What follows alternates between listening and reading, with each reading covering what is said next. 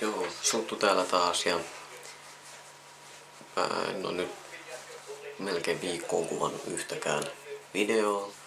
Ja nyt mä ajattelin, että huomasin vaan sivuselmällä kun tuli huoneeseen että kamera, niin mä ajattelin, että mä vedän tässä jotkut ihan omat setit. Ja, mä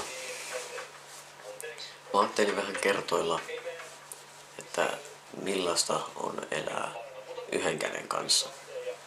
Ja lähdin siitä liikkeelle ihan alusta, että mä jouduin onnettomuuteen melkein 4 vuotta sitten. Tarkalleen ottaen maaliskuun 23. päivä tiistai.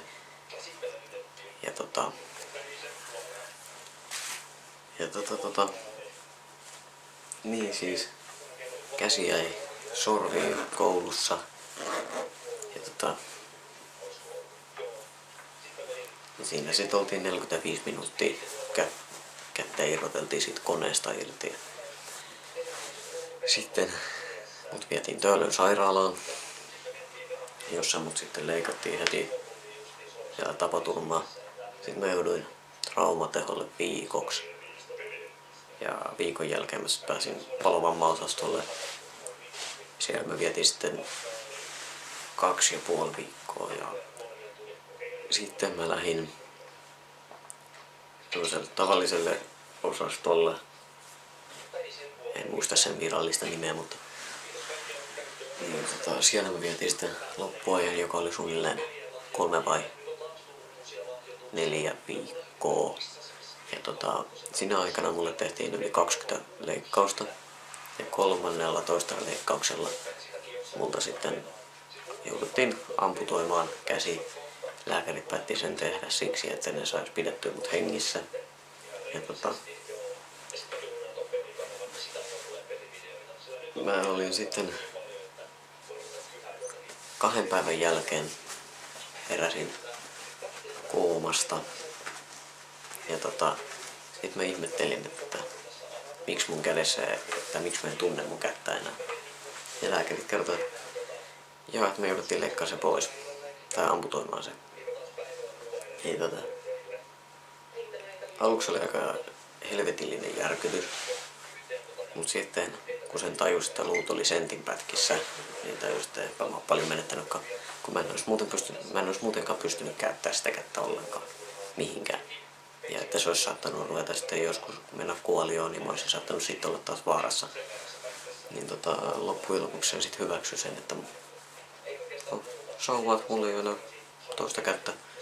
Life goes on. Ja sitten multa on niin paljon kysytty, että onks vaikeeta elää yhden käden kanssa. Ja mä oon vaan sanonut, että aluksi oli vaikeeta. Niinhän se olikin. Sitten siihen tottu. Niin mä rupesin keksiä niin kaikki keinoja, miten mä pystyn tehdä kaikkea esimerkiksi niin ruokaa tai perkaa kalan tai ylipäätään mitä mä haluan. Ja mä sitten rupesin keksiä omia keinoja ja sitten mulle tuli proteesi käyttöön.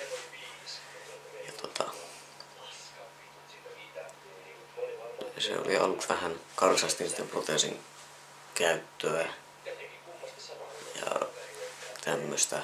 Sitten siihenkin tottu ja nyt se on aika sujuvaa elämä sen kanssa. Ja sitten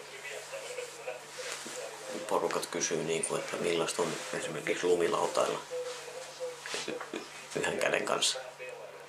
Se on vaan, että jotain temppuja ei pysty tekemään. Ei siinä sen kummempaa. Tasapaino on ehkä vähän huonompi kuin ennen. Ja sitten on semmoista, että porukka on dissannut mua aika paljon. Haukuttu friikiksi ja kaikkea tämmöstä. Niin mikä vittu siinä on? Miten se muuttaa mua ihmisenä mitenkään? Mä en vaan voi vittu ymmärtää. Mutta niin, että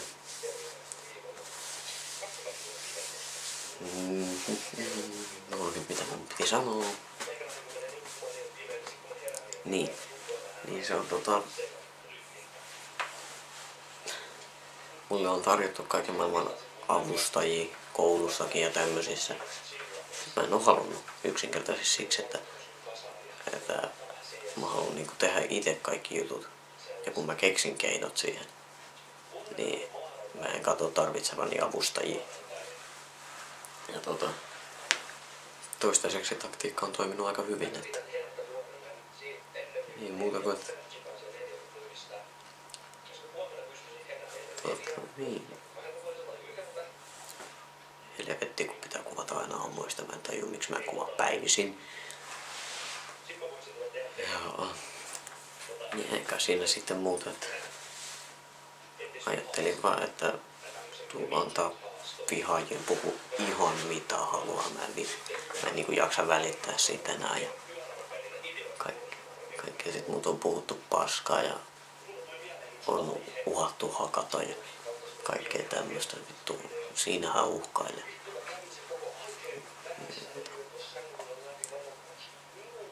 Niin että, ja sit porukka sanoi, että mä oon muuttunut ihan helvetisti niinku mun persoonallisuudelta. Mutta mä en niinku ymmärrä, että miten. Että jos joku kuka on sanonut, niin katsoo tämän videon, niin tulkaa sanomaan mulle, että miten mä oon muuttunut. Mutta ei kai siinä. Tää Jannu lähtee nukkumaan näihin kuviin ja tunnelmiin sitten taas huomenna tai ylihuomenna ja tällä viikolla. Ja ei muuta kuin hyvää yötä kaikille. Kommentoikaa, mitä piditte. Jos tykkäätte, niin tilatkaa ihmeessä.